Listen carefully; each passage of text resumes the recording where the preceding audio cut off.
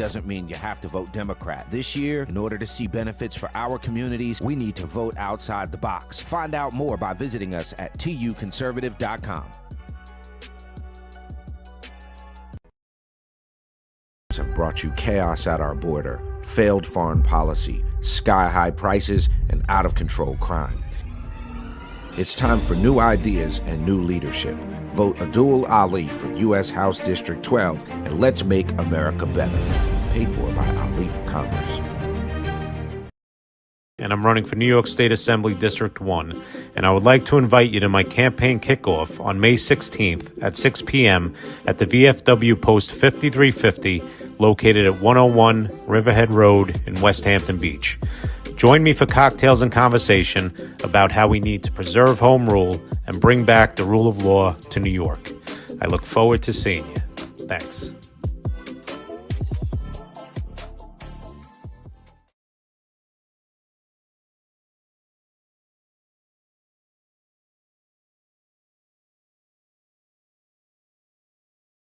This season of the Urban Conservative Podcast is brought to you by Newton for Senate, working to improve education, reduce taxes, and keep North Carolina #1 for business. Find out more at newtonforsenate.com.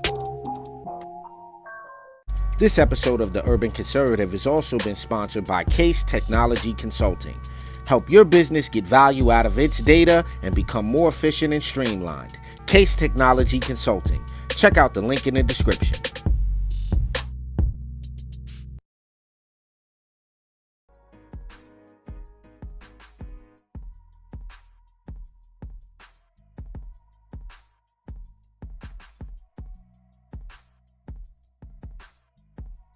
NASCAR. Do you like a Tribe Called Quest? Well, you gonna love the Urban Conservative.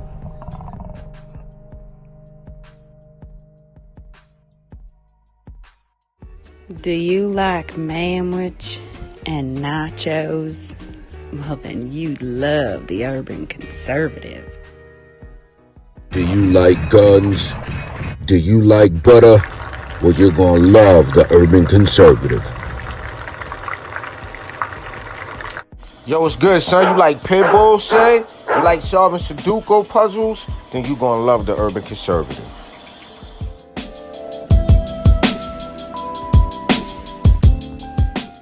Hey, buddy, if your car making a sound like this,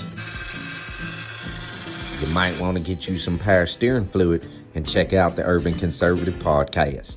Are you repulsed by the idea of drag queen story time at your local library, but enjoy Carol Baskin TikTok memes? Then you would enjoy the Urban Conservative.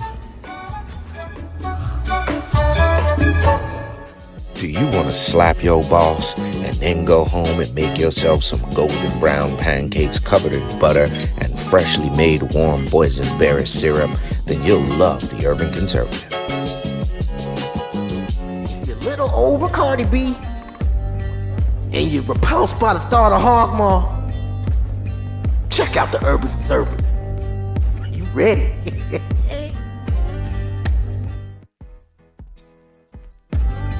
If you think the earth is flat and always on that weird side of YouTube, check out the Urban Conservative. They'll set you straight.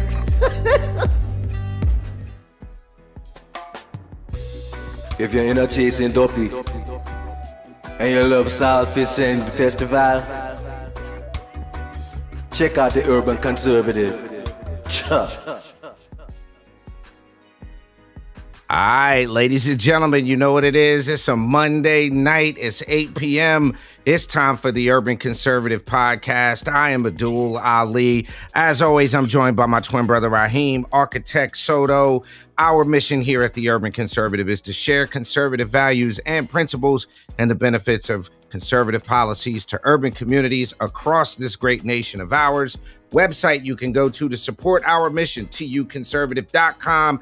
As you see on your screen, you can grab yourself a work privilege mug, an Urban Conservative t-shirt, support our morning show. It makes your coffee taste better. to grab a top of the morning mug there on the Urban Conservative. Again, tuconservative.com is the website as well. Shameless plug. I am indeed running for U.S. House District 12. The website to support that, Ali for Congress, ALIFOR, Congress.com is the website you need to go to support my run for U.S. House District 12. Last but certainly not least, we want to let each and every one of y'all know that ongoing right now is registration for the 2024 North Carolina Republican Convention. It's going down at the Corey Center in Greensboro, May 23rd through the 26th. Amazing speakers lined up: Kash Patel, Lara Trump, Eric Trump, Vivek Ramaswamy, the new RNC committee man, former chairman of the North Carolina Republican Party, Michael Whatley, will also be in the building for that. So I'm mad I'm not going to be there for that, man. I'm tight about that. I would have, I'm just tight, man. I wish I was there for that. Wait, salty about not coming down for that one? Yeah, I got too much going on and I can't get down there. But, that's going to be a heck of a time right there. And while you're plugging, also big shouts out to Stephen Kiley running for 1st Assembly District here in New York. Make sure you come out and enjoy that event. Come get a drink with them. Let's talk about home rule. Let's talk about, saving our community out here on the east end of Long Island. And let's not let the Democrats take this one. We need this 1st Assembly seat. So shouts out to him. This is going to be a good interview because we got a show alumni tonight, Ali. Yeah, we do. And one of the interesting things is I have literally seen Hal Weatherman everywhere, right? Like when I say everywhere, I go to the mountains house there. I go to the coast house there. I can't think of one time I've been somewhere in the last 7 months. That sounds like a new commercial. Hal's there. Well, ladies and gentlemen, as my brother said before, we do have a very special guest with us joining us tonight on the Urban Conservative. Our good friend, show alumni, candidate for North Carolina Lieutenant Governor Hal Weatherman is in the building. How you doing, sir? Gentlemen, it's great to be with y'all. I'm doing fine. Hope y'all are. Hey, we're doing good. And for the record, for the audience, Hal literally just stepped off a stage at an event and jumped on our show. So we're honored that you would take some time out of what is a probably hectic schedule. I'm sure you wish you'd be focusing on the general right now.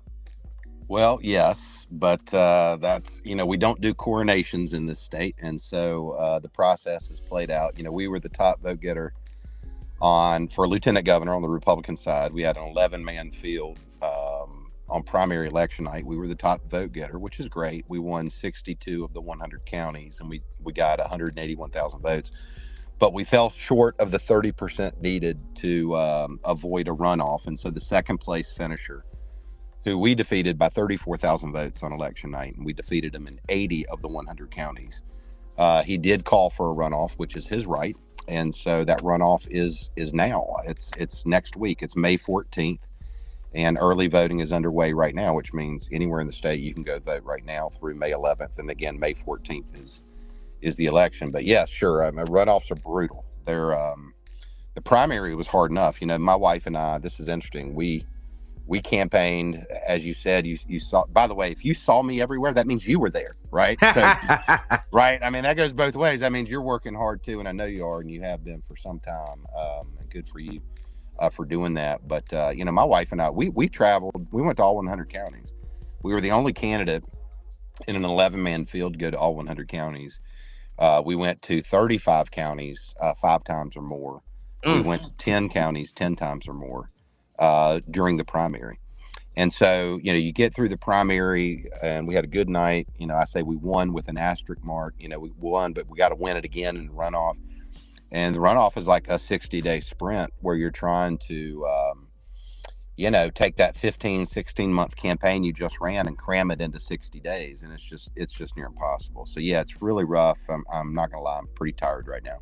But I consider it great joy to travel the state. I really do. And we aim to win. And with the Lord's help and the people's support, we will. So I have on the screen how what you were talking about is the county map of who won what counties. And as you look at this, they've got you as this teal kind of color on the map, yeah. Right? I mean, it was not, I'll say it was not even close. I mean, when you look at the number of counties that you won, Well, let's kind of fast forward. You've been on the show before. I want to kind of talk a little bit about this whole idea of running for lieutenant governor. For those of the folks who might be watching that are on the fence, not sure, they may have voted for one of the other 11 candidates during the primary. What sets Hal Weatherman apart from your opponent in this primary? What's the big reason folks should pull that lever, fill in that circle for Hal Weatherman? Well, first and foremost, I would say there will be no on-the-job training for Hal Weatherman when he's lieutenant governor. I had the honor and the privilege to be chief of staff to your previous lieutenant governor, Dan Forrest, who is an amazingly fine man and was a great lieutenant governor. And that job afforded me that time with Dan. I was with him for 10 years. We were in office for 8. But I was with him for an additional 2 years because we campaigned for the office of lieutenant governor first, in 2011, 2012 for 21 months. So really, I worked for him for 10 years. It afforded me the opportunity to travel the state. And this is something, a lot of people think traveling the state is like a PR stunt. It's not. If you want to lead a state as a governor or a lieutenant governor, I believe that you need to intimately know the state. You need to know its strengths and its weaknesses. You need to know its strengths so that when you are in a position of power, you can play to the strengths. And you need to know its weaknesses so that you can marshal the resources to mitigate those weaknesses in your state. And so traveling the state is crucial, not just for campaigning. It's crucial to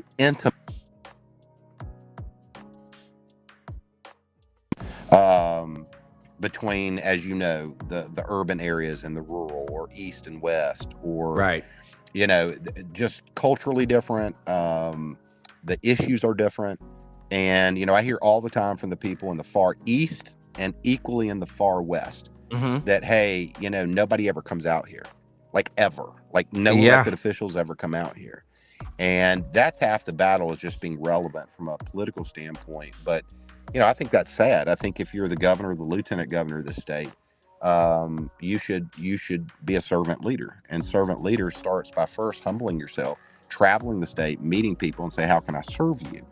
And so, I would think that would be it. In terms of policy differences, I don't really know the differences between myself and my opponent. And I hate to say that because I've been on the road for 16 straight months, 5 and 6 days a week, continuously for 16 straight months. I don't know how many events that we have done, but it's going to be in the very high hundreds. Like it's going to be like maybe at least 600-700 events. I've seen my opponent, I think, 3 times. I've never really heard him answer questions. I don't really know where he stands. And so I don't want to say anything bad about him or anything like that. It's his right to run. Sure. And, but I want to be a servant leader.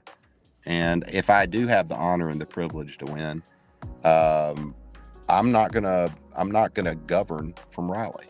But don't get me wrong, I'll have an office in Raleigh. If I'm, I'll be the president of the Senate. I'll have to preside over the General Assembly when they are in Raleigh.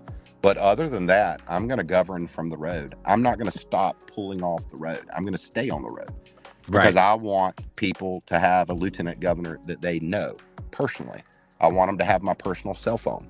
I want them to call me. I want them to hold me accountable. I want to know what I can do to help them. If God gives me this if God and the voters give me this amazing window of opportunity, whether it's 4 years or 8 years in office, I'm going to maximize it to serve as many people as I can and to help as many people as I can. Then when that's over, I'll go home. There you go. I'll feel good about myself and feel good about the work that we did. So I hope that answers your question. Perfectly. Ladies and gentlemen, we are talking with Hal Weatherman, candidate for North Carolina's lieutenant governor. Runoff going on in North Carolina right now. Go ahead, jump in the comment section. Give us your questions. I actually do have one question that came out of Hendersonville. Question is, Hal, we can hear you. The question for you, Hal, is, what is your position on all of these riots going on at college campuses? I don't know that we can call them riots, but that's the question. What's your position on all the happenings on college campuses in North Carolina?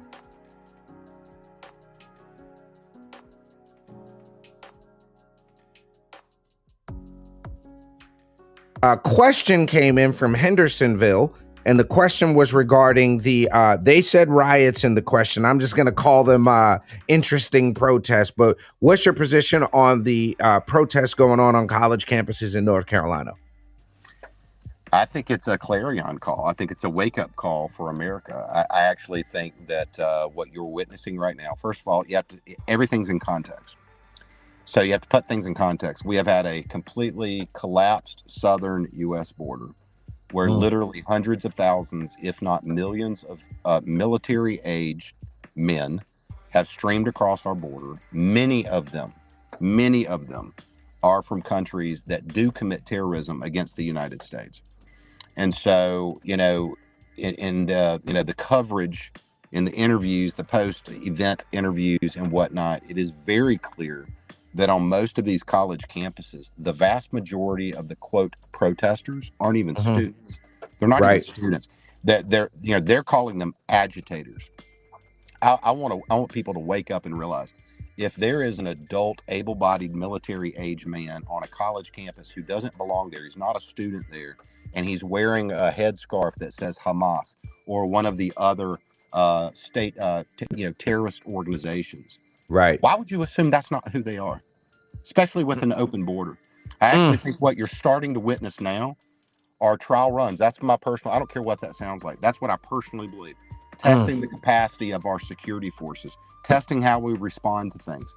And, I personally believe that America, North Carolina even, we will experience a wave of what I call, homegrown jihadi-based terrorism in this next term.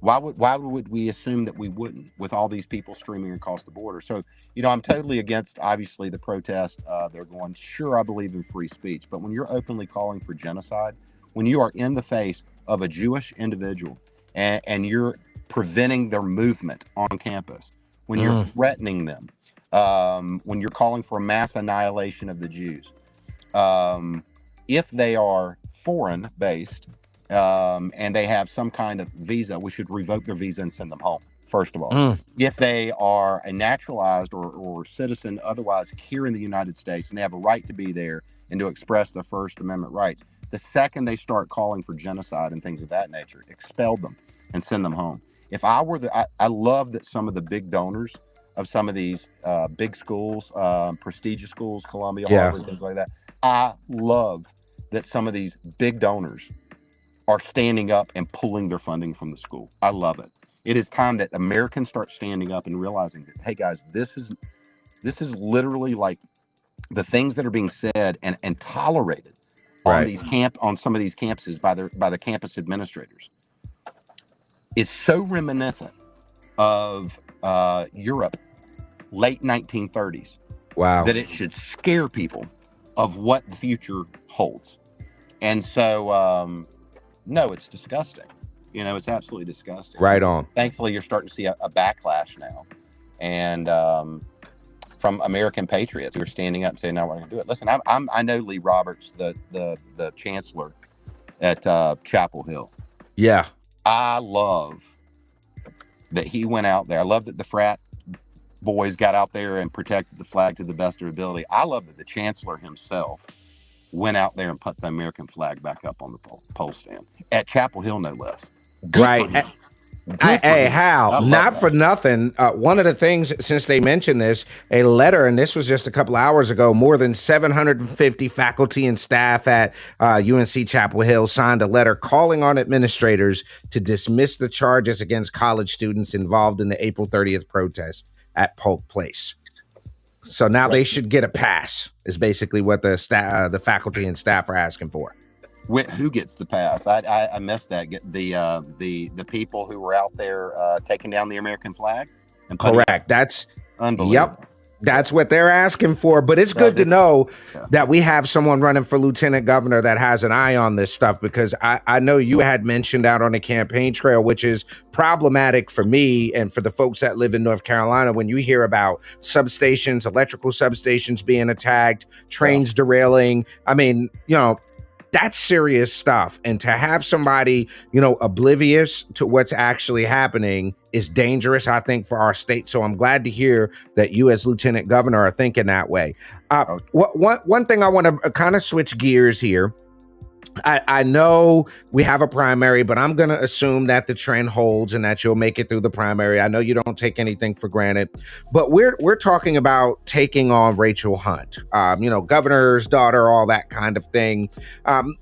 What do you foresee, if anything, in a state that is predominantly unaffiliated and Democrat? What do you think the attraction for folks to vote for a Republican for lieutenant governor is? Well, and I am myopically focused right now on my May 14th primary runoff. Yes, sir. There is no tomorrow if I fall short there. I'll just simply say, I think Rachel is going to have the same problem that Democrats at all levels in our country are going to have this election cycle, is that she is affiliated with a party that has been, in effect, hijacked by a far wacko left wing of its party, who is now calling the shots in that party. And, that wing of the party and her affiliation with it runs completely counter to common sense, to the values of this state, to the values of America. And she's going to have to own some of that. It was under their administration. It was on the Democrats' watch that we've seen our gas prices go up. We've seen inflation go up. We've seen people not be able to make decisions where they have to buy. Do I buy my groceries or do I buy my medicines for this month? And that's on them. We've watched on crime policies. We've watched them, what we just talked about, let the southern border completely implode, let people stream into our country, taking away the sovereignty and threatening the security of all Americans. They are appointing or electing district attorneys around the country that are implementing cashless bail and catch and release, no prosecution policies, which are driving our crime rates through the roof. Right. When they are given the chance, they set up so-called sanctuary cities, which just becomes a magnet and a haven for all these people who are coming in here illegally and bringing what comes with that, be it drugs, crime, human trafficking, all of that comes in. That's her party. That's what they're advocating. They're continuously after our Second Amendment rights. And I tell people in today's world, think about it. That party, the same party that's doing catch and release, cashless bail, sanctuary cities, broken southern border, allowing people to stream in. They want to defund the police. And oh, by the way, they want to take your last line of defense away from you, the right to bear arms. Listen, I tell people all the time, in today's world, with the culture and the society we have now inherited under the last 3 years under this administration, I believe that every of-age American should own a firearm, should be trained in how to use it, should be trained in how to store it, and should carry it with them at all times. Because that's the world we live in now. That's the world that Rachel Hunt's party has given us. Wow. And so well she's said. gonna have to own all of that. I'm gonna be pushing for safe communities, schools that work. I want to get all the politics out of our schools. Right. Rachel's on the side of CRT. She's fine with DEI. She's fine with SEL. She's fine with all these 3-letter acronyms that are just basically the woke agenda broken into their component parts and then inserted into our school systems to divide us. That's what I want to get, all of that out of the schools, right? And go back to reading, writing, arithmetic, science, civics. We would have a disagreement on the security of the schools. I want every school, high school, middle school, elementary school, public, private, Christian, otherwise parochial, all of it. I want every one of them to have an armed SRO officer on duty at all times to protect the most precious resource that we have in this state, which is our children. And it is asinine that we do not already have that in today's world. That is absolutely crazy that we don't have that. You absolutely crazy, asinine, all the above fits when you, especially considering that a lot of times we're talking about people unfortunately, the response time, it takes so long. Sure. 6 minutes, 5 minutes is a long time when there's an active shooter situation at a school. So I definitely agree with you on that. One thing and here in North Carolina, I think, I don't know where people would land on this, but I think it's Kentucky or Alabama just passed a law that if a teacher wants to be armed in the classroom, they're going to let them be armed in the classroom. Yeah. So I'm not opposed to that either. I'm not opposed to it at all. Listen, I think, again, we have a Second Amendment right. We have a right that is expressly granted to us, right? And so, absolutely, I'm for constitutional carry. If a teacher or an administrator wants to carry a firearm to protect themselves, I'm fine with it. Okay. I'm absolutely fine. I don't believe in restrictions, right? It's my right. It's your right. And the society, listen, when you go into a building, when a person goes up to a building and there is a sign on it that says no firearms allowed here, you are telling every criminal that's out there that wants to do evil, and evil does exist in this world, that this place, I've got a bunch of sitting ducks. And that's where they go. That's right. Wrong. Yeah, that's you're wrong. Absolutely. You are right that is wrong. Yeah, you think the guy that's going to go commit some horrible crime, you think he goes up premeditated and he sees that on the door and says, "Oh crap, I can't do what I was about to do because there's a sign here that says guns aren't allowed." Are you kidding me? The only people who do that are the law-abiding citizens. And we just need to understand the context of the world we live in today. People need to be responsible, and they need to be able to protect themselves at all times in today's world. And I really do attribute a lot of that to the collapse of the southern border and to these policies that the wacko wing of the liberal Democrat Party has put in place now. And it's causing absolute chaos in some of our urban areas. Literally. Nice. Hey, you're right. I gotta, before we switch gears, I do want to make mention of this. There was a funeral today for one of the officers that lost their life in the events of last week here in Charlotte. 4 officers, law enforcement officers down. It was another ceremony today, Hal. And one of the interesting things, and I don't want to politicize that, but I find it really odd when I see people like Merrick Garland, when I hear the mayor of Charlotte, when I hear these Democrats who were in favor of defunding the police, what's the other term, reimagining law enforcement, to hear them now all, because of this incident, have such glowing things to say. It really burns my britches to hear how they jump on the bandwagon of, "Oh, we're so sorry," but that's not what y'all were standing for. And then now they're calling for, "We need more gun laws." Well, this guy wasn't a legal gun owner. He was actually a felon who wasn't supposed to have guns. So, to use these incidents as a means to call for more restrictions on our Second Amendment is just something I'm not a fan of at all. The most violent places, gun related, that we have in America today, the most violent, where the vast majority of the gun violence is happening, are actually in the states and in the cities that have the most restrictive gun rights. Wow. Because the only people who abide by them are the law-abiding people. So basically, you start taking the guns away from the people who are responsible, and the criminals, they don't do that. So then they have sit ducks everywhere.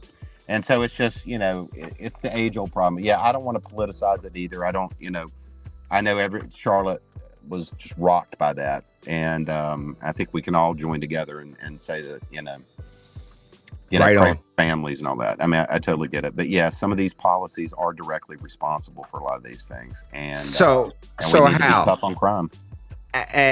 Talking about gun ownership, the Second Amendment, the importance of having a lieutenant governor that supports our Second Amendment, that understands that we need to defend that right to carry and bear arms, talking about having a lieutenant governor that wants to keep us safe. You may not be able to hear this, but I'm about to play on the screen a very interesting video that you just shared. I don't know if you can hear it, but Mark Robinson has come out to endorse y'all. Ladies and gentlemen, listen to this. I'm Mark Robinson. If you support me for governor, give me the lieutenant governor I need by my side. In the May 14th runoff election, go vote and vote Hal Weatherman for lieutenant governor. We will make a great team. I'm Mark Robinson. All right, ladies and gentlemen, you heard it here. Mark Robinson has come out to endorse for Lieutenant Governor Hal Weatherman. Tell me, bro, how does that feel having the support of Mark Robinson, bro? That's great. In fact, the event I just walked out of was Mark's event. Like, Mark's literally in the house right behind me. I'm in front of the house. He's still there. Okay. No, it was awesome. Listen, I believe in Mark. I always have. I think he is a transformational candidate, meaning with Mark, we as Republicans not only start to win the political war, but we start to win the cultural war. And I'm honored to have his endorsement. I'm happy. It's a huge help to me. And I'm looking forward to campaigning with him some as we go forward, and hopefully governing with him. I want to be there to help him, and to we don't run as a ticket in North Carolina, but I've publicly said, if I'm elected, if I have that honor and privilege, yes, I will serve the people that elect me, because I'll be duly elected at that point in my own right. But I will equally make myself subservient to a certain degree to Governor Mark Robinson, so that I can force multiply for him and serve him. Because I think, there's a reason. I think there's a reason Jesus sent the apostles out in twos. There's a reason. There's accountability. There's support. And I think governing a state is hard and lonely. And there's a lot on your plate. And so if in some small way, as Lieutenant Governor under Mark Robinson, Governor, I can assist him or serve him in any way, as he leads this great state, then count me in. And so I'm thrilled to have his endorsement. It's a huge help. Absolutely fantastic. Ladies and gentlemen, we have been talking with Hal Weatherman, Republican candidate for Lieutenant Governor. The runoff, May 14th. Early voting is going on right now. In case you're wondering, Hal does support Donald Trump. He does support building the wall. He does support deporting illegals. He is pro-Second Amendment, pro-life, election integrity, pro-school choice, all around great guy. Glad to have you here with us on the Urban Conservative. Last push here, Hal. Talk to the folks. Tell them what you need. Tell them how they can support you. The floor is yours, my friend. Well, just thanks for having me on tonight. It's important to get the word out. Nobody knows about the runoffs. Statewide runoffs are abysmally low in turnout. If you ever wanted your vote to count the most, now is the time. It just is so low how many people come out for a statewide turnout. And so, I ask for your support. I'm 54 years old, been married 20 years to my wife, Shelley. We have 3 teenage kids. I did have the honor and privilege to serve as a chief of staff, both to Dan Forrest and to former Congresswoman Sue Myrick. And there'll be no on-the-job training for me if I get to the point of being lieutenant governor. But I want to lead. I want to be a public, servant. I want to have a servant's heart. I want to stand up for what I believe in, but I also want to solve problems, everyday problems for people, and in some small way try to bring hope to people in a very dark world sometimes. And so, and I'm trying to show people how hard I'm going to work for you as your lieutenant governor by campaigning hard, by traveling, by putting the first fruits of my time, my money, my labor, not in 30-second attack ads against some other opponent, but actually to fuel my travel so I can meet you unfiltered. And show you the genuineness of how I want to serve. So, I ask for your support May 14th, or early vote right now. You can early vote now through May 11th. If you want more information, or if you're unclear of where you vote, you could go to halweatherman.com, go to the vote tab, and then just plug in your address, and it'll calculate for you. Here's where you early vote. Here's where you vote on election day. And I ask for your support. It's right there on your screen, ladies and gentlemen. Hal Weatherman's website. We'll have a link to this for all my listening back crew. Y'all can find that in the link in the description. If you are not sure if you need to vote or not, make sure you go to your Board of Elections. I believe if you voted in the primary, if you're unaffiliated and pulled a Republican ballot, or if you are a Republican that voted in the primary, you need to go vote again. Vote Hal Weatherman for Lieutenant Governor. Hal, again, thank you for taking the time out, brother. We know you burning the road up. It is always a pleasure. Hopefully we can have you back on during the general election as our Republican nominee for Lieutenant Governor, so we could take the fight to Rachel Hunt together. Appreciate you taking the time out. Ladies and gentlemen, For my twin brother, Raheem Architect Soto, this is Abdul Ali. This has been an Urban Conservative podcast on a Monday night. Make sure you join us tomorrow morning, 10 a.m. for Top of the Morning, right here on the Urban Conservative. This interview will be played back, so if you didn't have a chance to listen to it live tonight, don't worry. You're listening to a playback here on the Urban Conservative. For Hal Weatherman and my twin brother, this is Abdul Ali. Y'all have a great and relaxing Monday night. Thanks for supporting the Urban Conservative, y'all. Peace and love. NASCAR. Do you like a Tribe Called Quest? Well, you gonna love the Urban Conservative.